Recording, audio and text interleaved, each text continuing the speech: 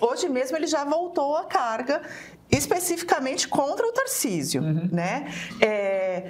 O Tarcísio e a briga também é aquela nuvem, né?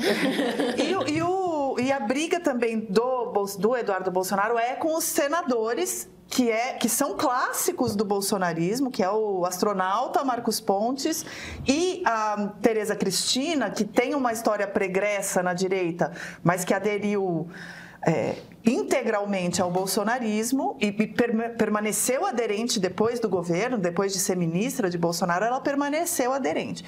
Mas então tem uma guerra interna ali, que é o bolsonarismo e o Flávio Bolsonaro dizendo que qualquer que seja o próximo presidente, se for de direita, tem que oferecer o indulto e tem que fazer o enfrentamento do STF quando esse indulto for julgado inconstitucional. Então, as condições, né, as condicionantes estão postas para o bolsonarismo não se render. Mas o que eu estou colocando é que cada vez mais essas demandas que são naturais do bolsonarismo, que vão tentar preservar, vão tentar manter uma reserva de mercado dentro desse eleitorado, que não é pequeno, vai se enfraquecer com o decorrer do tempo. Essa aqui é a minha hipótese. Isso. Certo? A minha hipótese é essa. E a minha pergunta era justamente isso. Mesmo o bolsonarismo esperneando e as demandas, o campo ficando mais fraco para exigir muita coisa, o quanto você acha que o eleitorado está desejoso de uma alternativa ao bolsonarismo na direita? Não estou falando o de centro, estou falando o público de direita mesmo. Porque eu tenho a impressão de que ainda, embora as manifestações por anistia não mobilizem tanto, em termos de carisma, em termos de discurso, me parece que o discurso da direita bolsonarista ainda é o mais atraente para o público da direita. Lógico, porque o carisma não se cria por acaso, é uma construção. Então, e carisma é muito importante, né? Então, vai ser difícil para a direita construir uma candidatura que consiga mostrar carisma e que consiga se tornar uma alternativa. Eu estou dizendo que essa é uma oportunidade, né? Obviamente que está tendo essa disputa. É uma disputa, a gente não sabe se esses setores vão aproveitar essa oportunidade, qual será a estratégia, mas a percepção que tenho é que cada vez mais, com o desenrolar do processo de julgamento e as evidências do envolvimento do ex-presidente num processo claro de tentativa de golpe ficarem explícitas e a implementação, vamos dizer assim, consequente das respectivas penas, eu acho que a influência do bolsonarismo vai perdendo espaço. Daí porque talvez esse momento ainda de dúvida, em que o julgamento ainda está se dando, o processo ainda não está muito claro, é só no final do ano que talvez a Suprema Corte venha a ter um desfecho final, que está havendo esse esperneio. Então, esse esperneio nada mais é do que uma disputa de espaço.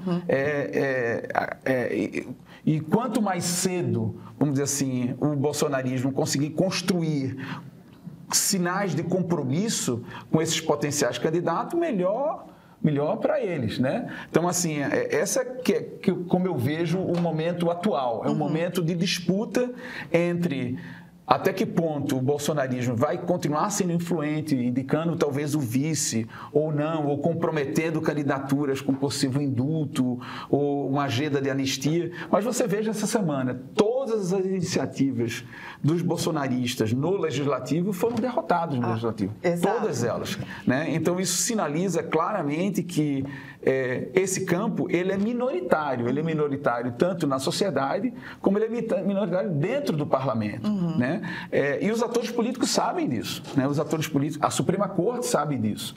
Então, assim, não existe temor, por exemplo, de uma represária do Legislativo contra o Judiciário, pelo menos por enquanto, porque sabe-se que a oposição ao governo Lula, que não faz parte da coalizão pró-governo Lula, é minoritário dentro do Legislativo. Então, a probabilidade de se galvanizar energias contra a Suprema Corte é baixa no momento atual. Então, eu acredito que o jogo vai se desenhar no sentido de que esse setor vai ficar cada vez mais enfraquecido e alternativas virão à direita.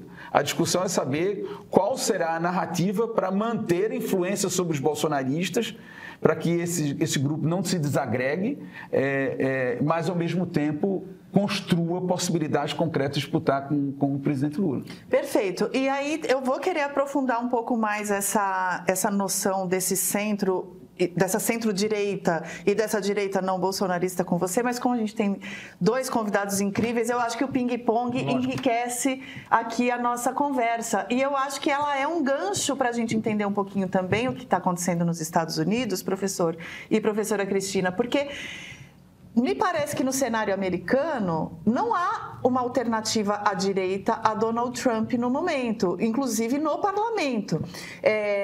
Por que isso é importante a gente discutir? Porque a gente ainda nem tratou aqui muito ainda do caso Jeffrey Epstein, e eu queria ouvir a tua explicação sobre o que está acontecendo nesse universo trumpista com este caso. Mas a gente sabe que as eleições parlamentares nos Estados Unidos acontecem de 2 em 2 anos e costumam funcionar como um referendo importante do que está fazendo o presidente.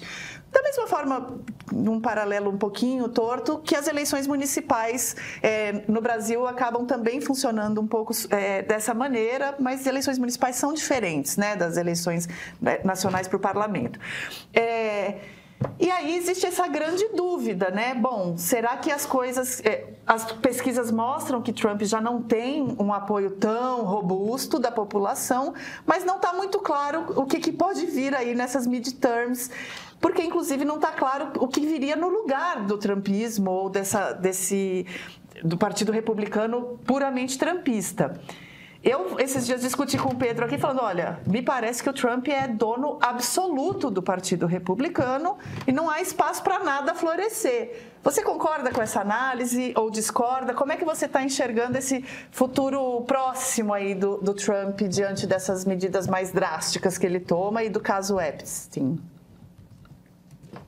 É interessante, Flávia, Luísa, Carlos também, o pessoal que está nos vendo, que esse caso Epstein tenha estourado nesse momento, né? Mas também jogando algumas provocações, o que me parece é que quem está fraco é quem está no poder, né? Eu acho que depois das eleições do Trump, né, a gente fez um programa bem legal, né, Flávia, que a gente estava analisando lá aqueles dados, e cada dado que tem saído sobre o perfil do eleitorado do Trump nas eleições de 2024, ele é um ensinamento para a gente compreender o que tem acontecido agora em 2025 e também compreender os efeitos de todos esses escândalos, Epstein, tarifaço, que podem ter para 2026. Então, o que a gente está observando agora? A gente está observando com esses dados que o Trump ganhou a eleição porque ele conseguiu mais votos fora da bolha.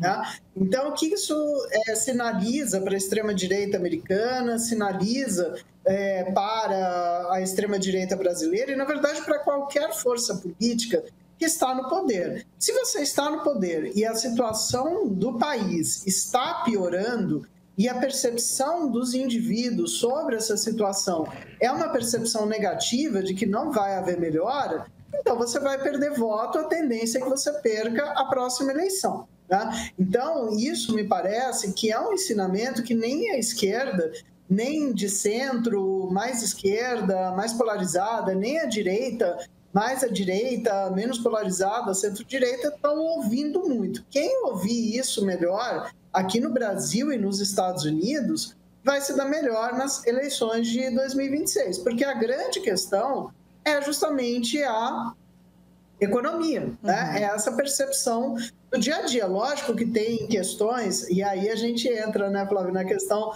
do trumpismo. Trumpismo sem Trump existe? Essa é uma pergunta que eu tenho feito para mim mesma desde 2017. Né? A minha tese é que o trumpismo sem Trump, ele não existe na forma como ele está hoje colocado para a condução das forças políticas americanas. Né? Então, o que a gente teria que ter aí? Uma outra coisa que não abrisse mão das falas, né, dele em algumas questões, mas que você adaptasse a uma realidade onde ele não vai estar mais presente. Tá? Se isso significa caminhar mais ao centro ou mais à direita, é uma incógnita. Por quê? Porque o Partido Republicano ele foi, sim, capturado pelo Trump desde 2016. E isso vem se aprofundando, mas todo mundo que tenta, assim como aqui no Brasil, ocupar esse lugar de carisma do Trump, ele não consegue. Né? Então, eu acho que o Trump é o Trump, o Lula é o Lula, a gente vai trabalhando com isso. O que tem acontecido com esse caso Epstein? Ele vai afetar, né? Então, uma base muito fiel do trumpismo, que é uma base que também sustenta ele, principalmente naqueles estados que têm uma condição pior, né? Mais despovoados, mas que são importantes no colégio eleitoral da seguinte maneira: poxa, é um escândalo sexual que envolve pedofilia, que envolve tráfico de mulheres, e que envolve não só o Trump, e aí vem a questão, por que ninguém quer também divulgar a lista inteira do Epstein? É por conta dos abusos, né? Então você tem uma proteção às vítimas, mas você tem também o fato de que tem muita gente naquela lista que não é só trumpista, não é só republicana. Se falou de muitos nomes do Partido Democrata, como o próprio Bill Clinton. Isso espirrou na Inglaterra também, vai espirrar no mundo todo. Então, não é interesse de ninguém essa divulgação. Só que qualquer sombra que você joga sobre o Trump, sobre essa imagem que ele construiu de coibir abusos, ela acaba sendo prejudicada. Então, essa base do trumpismo, ela se enfraquece. Mas, no geral, é uma coisa que ninguém quer ler, né? Ninguém quer ver isso, quer ser confrontado com isso. Agora, esse pessoal, ele fica incomodado, né? E a gente tem que lembrar, né? Eu acho que isso é um dos grandes méritos do Trump também, quando ele consegue fazer essa trajetória política. Ele nunca foi um cara religioso, ele sempre foi um cara que gostou de festas, digamos assim, usando uma terminologia mais tranquila, ele sempre foi uma pessoa do dia a dia, nunca, sabe, teve nada ligado a essa base mais radical, conservadora, religiosa. E ele se transforma nisso por causa da eleição, um pouco que nem o Bolsonaro, na verdade. Então fica em aberto, né? Vai ter de efeito nessa base mais radical.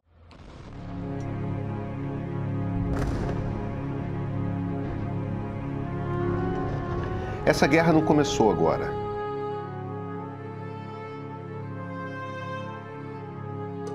Não começou nem em 1948, quando o Estado de Israel foi criado.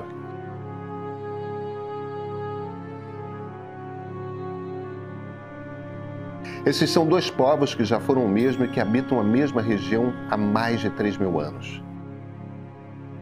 Às vezes em paz, às vezes com atrito, às vezes em guerra.